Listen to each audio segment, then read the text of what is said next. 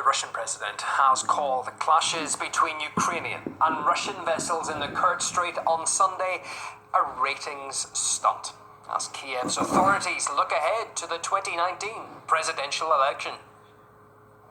The current Kiev authorities successfully sell anti-Russian sentiment because they have nothing else to sell. There's a feeling that whatever they do, they will get away with. If they demand newborns for breakfast, they will get babies. So what? They'll say the government wants to eat. Well, the Russian leader also said that the implementation of martial law this Wednesday in some areas of Ukraine is a pretext to postpone the election. Vladimir Putin stressed that Kiev's authorities didn't introduce it during some of the country's worst moments in the ongoing civil war. RT's Murat Gazdiev has been following the international reaction to all developments for us. Central European powers, France, Germany in particular, seem to be less than enthusiastic about America's latest calls for more sanctions against Russia. Germany in particular saying that it is still supporting the Nord Stream 2 gas pipeline from Russia to Central Europe. This follows on from various US officials' calls to enforce and to strengthen sanctions against Russia. We certainly encourage our European allies to look hard at what additional sanctions could be implemented. I've seen at this point that it's not something Germany and France have said they're considering, but these things, I think, can develop over time. US President Donald Trump himself asked on whether he's going to condemn Russia's actions in the US. Well, he spoke more critically of Russia than he has in a long while, but he said that he's going to wait for a full report from his advisors before condemning any Russian action. That will be very determinative. Maybe I won't have the meeting. Maybe I won't even have the meeting. I don't like that aggression. I don't want that aggression at all, absolutely. And by the way, Europe shouldn't like that aggression, and Germany shouldn't like that aggression.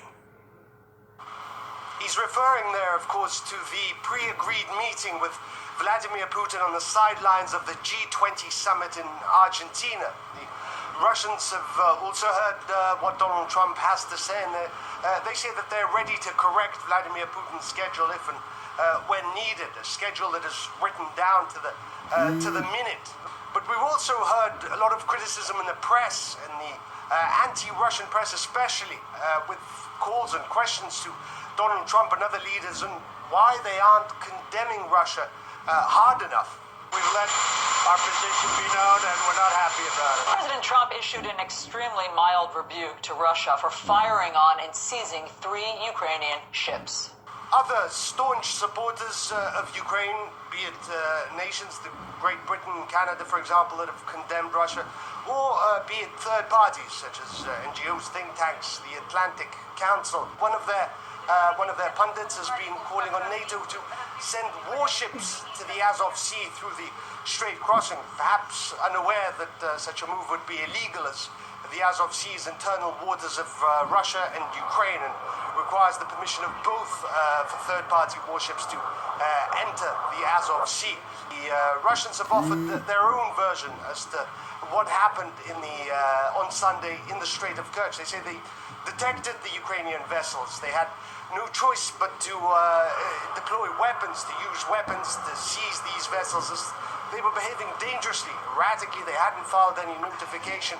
The SBU counter-espionage agents were on board. They also say that this was a provocation. The Russian foreign minister, his words just recently, this was a provocation intended to rile things up.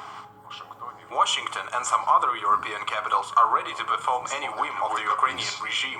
I'd like the representative of the US for Ukrainian conflict, Mr. Volker, to play a representative role of someone who is trying to seek consent between 2 conflicting sides, firstly Kiev, and on the other side, Donetsk and Lugansk.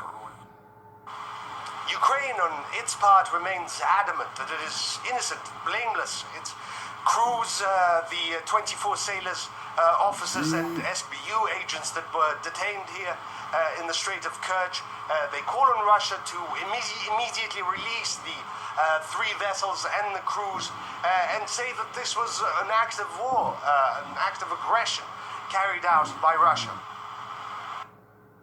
Well, we asked political scientist John Laughlin for his take on just some of what Murat was going through there. He believes some officials in Washington are piling the pressure on Donald Trump in order to justify those sanctions on Russia.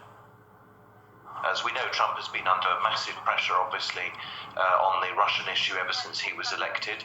And what the Ukrainians and probably their allies in the Pentagon and the State Department surely calculate is that they need to keep up that pressure. They need to keep up the flow of events. They need to keep up the flow of incidents which justify either new sanctions or meetings cancelled or whatever. So I think this is clearly part of a strategy on the part of the Ukrainian side and indeed on the part of its allies in the West. So we can see that the West, the Americans and its European allies and their European allies are determined to increase the tension with Russia, to increase the tension.